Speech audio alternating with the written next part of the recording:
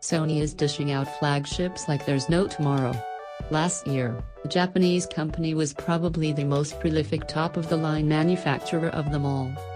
And this year, at MWC, Sony decided to update its flagship line once more.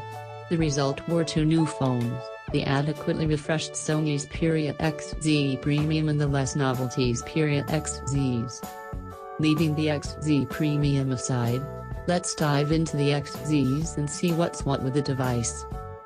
In terms of hardware, little has changed from the XZ.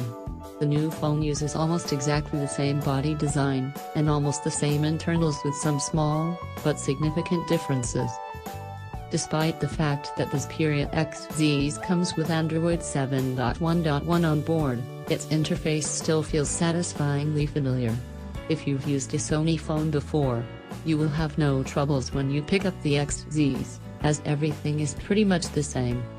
When it comes to the standard pre-installed themes, they're pretty much the same as those of the Xperia XZ, save for the new Xperia Loops Live theme, featuring some beautiful elliptical shapes that shift under your touch. Unfortunately, the similarities don't end there, and Sony opted to continue using the SwiftKey keyboard. Needless to say, we are far from thrilled about this one. The layout is somewhat questionable and confusing, and punctuation is awkwardly placed in all possible cases. And in case you don't like using predictions while typing, we have some bad news. Not only that they can't be turned off with SwiftKey, but they also take a solid chunk of your screen above your keyboard.